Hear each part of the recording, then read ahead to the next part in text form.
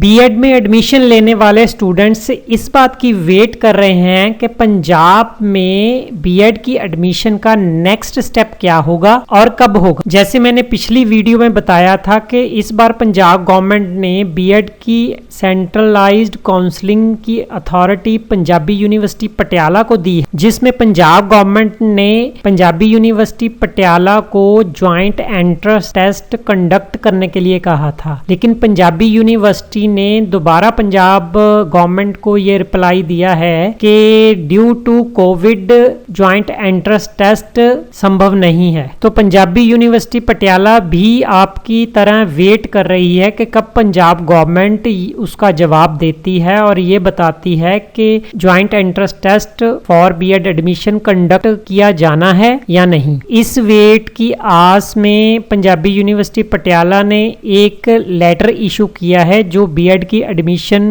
के साथ संबंधित है। इस लेटर में पंजाबी यूनिवर्सिटी पटियाला ने बीएड कॉलेजेस को एनसीटी के नॉर्म्स या एफिलेटिंग बॉडी यूनिवर्सिटी के नॉर्म्स को पूरा करने के लिए कहा है, जिसके बाद ही उस कॉलेज का नाम काउंसलिंग की लिस्ट में शामिल किया जाएगा। बीएड की एडमिशन का दूसरा स्टेप होता है कि जिस यूनिवर्सिटी ने सेंट्रलाइज्ड काउंसलिंग कंडक्ट करनी है वो हर कॉलेज से एक मैंडेटरी परफॉर्मा फिल करवाती है काउंसलिंग की प्रोसेस शुरू होने से पहले ये जान लेते हैं कि मैंडेटरी परफॉर्मा है क्या। ये आप देख रहे हो कि उस मैंडेटरी परफॉर्मे का एक पार्ट इंपॉर्टेंट पार्ट है जो आपके लिए जरूरी है। इस परफॉर्मे में सबसे ज्यादा इंपॉर्टेंट पॉइंट है 11th पॉइंट, ये subjects for which teachers are available in the college.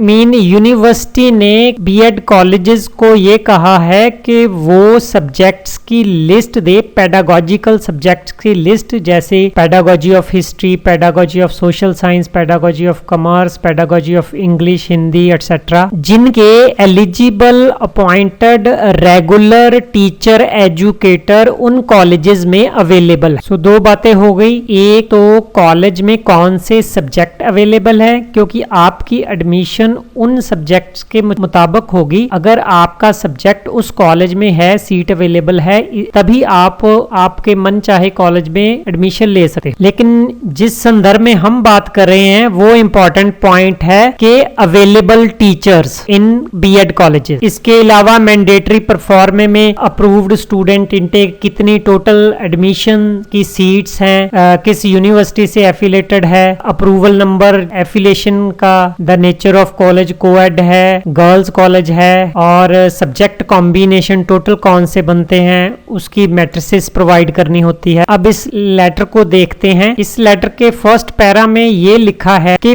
पिछले सेशन 2020-21 में भी यूनिवर्सिटी ने मैंडेटरी परफॉर्मा फिल करवाने से पहले सभी कॉलेजेस से ये अंडरटेकिंग ली थी कि जो सब्जेक्ट उनके कॉलेज में अवेलेबल हैं, वो जिसकी एडमिशन कर रहे हैं, उनके टीचर एजुकेटर की अवेलेबिलिटी या अपॉइंटमेंट को इंश्योर करेंगे। अगर किसी कॉलेज के पास टीचर एजुकेटर कम हैं तो वो निश्चित समय से पहले, यानी बीएड की क्लासेस शुरू होने से पहले, कम पढ़ रहे टीचर एजुकेटर्स को यूनिवर्सिटी के पैनल के द्वारा अपॉइंट करवा लेंगे। लेकिन ऐसा हुआ नहीं। इस लेटर के पैरा 2 में ये लिखा है कि यूनिवर्सिटी दोबारा ये इंस्ट्रक्शन देती है कि बीएड कोर्स के लिए एनसीटीई नॉर्म्स के अनुसार प्रिंसिपल के अलावा 100 सीट्स के लिए 15 टीचर एजुकेटर्स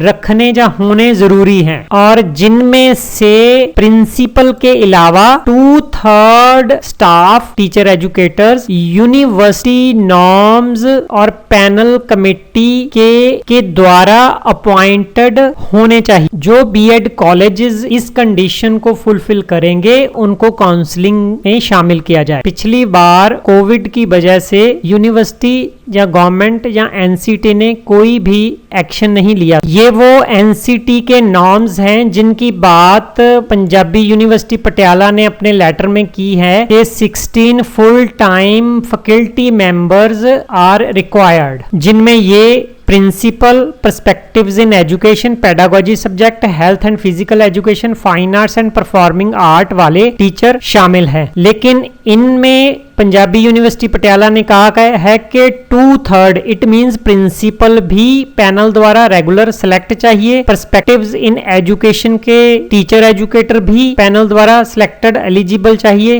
और पेडागोजी सब्जेक्ट के भी। इस टेबल में मैंने सब कुछ ब्रीफ किया है। ये है कि total number of faculty member required for 100 seats कितने हैं, 1 प्रिंसिपल एंड 15 टीचर एजुकेटर्स। और कंडीशन पंजाबी यूनिवर्सिटी पटियाला ने एनसीटी नॉर्म्स को मद्देनजर रखते हुए क्या लगाई है कि इनमें से कम 2/3 should be approved by affiliating body university. तो इसका मतलब है प्रिंसिपल कॉलेज का अप्रूव्ड होना चाहिए, यूनिवर्सिटी के पैनल द्वारा सिलेक्टेड और अपॉइंटेड होना चाहिए, और इसके अलावा minimum 10 teacher educators university panel द्वारा सिलेक्टेड और अपॉइंटेड चाहिए। तो total number of seats Punjab में कितनी है, हम पीछे पहले पार्ट में डिस्कस करके आए हैं, 24,000 के करीब, और 100 सीट्स के पीछे 10 टीचर एजुकेटर्स यूनिवर्सिटी पैनल द्वारा अप्रूव्ड चाहिए, यानी 10 सीट्स के पीछे एक टीचर एजुकेटर। तो 24,000 सीट्स के पीछे कितने टीचर एजुकेटर चाहिए अप्रूव्ड, 2,400 के करीब। अब पंजाब के हर बीएड कॉलेज के सामने कंडीशंस हैं, अगर वो काउंसलिंग में अपना नाम शामिल करना चाहता है, या तो 100 सीट के पीछे एक प्रिंसिपल, रेगुलर प्रिंसिपल, और 10 टीचर एजुकेटर यूनिवर्सिटी द्वारा अप्रूव्ड वो शो करेगा, या पिछली बार की तरह वो कॉलेज अंडरटेकिंग देगा कि एडमिशन के प्रोसेस में मुझे शामिल कर लिया जाए, और बीएड की क्लास शुरू होने से पहले वो टीचर्स एजुकेटर को यूनिवर्सिटी पैनल द्वारा अपॉइंट करवा लेगा। तीसरी ऑप्शन ये है कि कोई ईमानदार लक्कड़हारा, कोई कॉलेज ऑफ एजुकेशन जो ईमानदार है, वो ये कह दे कि वो फैकल्टी नहीं रखेगा, लेकिन जितने टीचर्स उनके पास है उनके अकॉर्डिंगली वो अपनी बीएड की सीट्स को कम कर लेगा। फोर्थ ये भी हो सकता है कि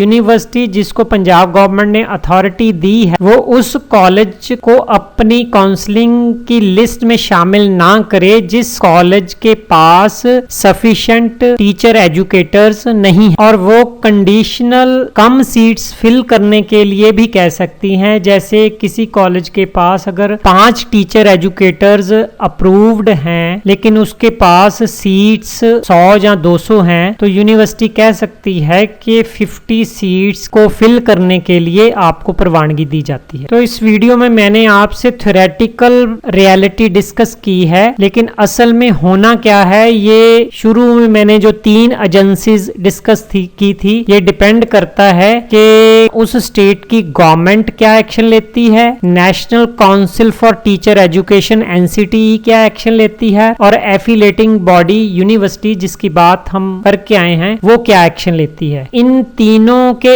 इंटरएक्शन से प्रैक्टिस में जो भी होना है क्या होना है राम जाने। पर इस लेटर इशू होने से ये स्पष्ट है कि बीएड की एडमिशन की प्रोसेस बहुत जल्द ही शुरू होने वाली है। नेक्स्ट वीडियो में उस प्रोसेस के बारे में आपको अपडेट करूंगा। Thank you.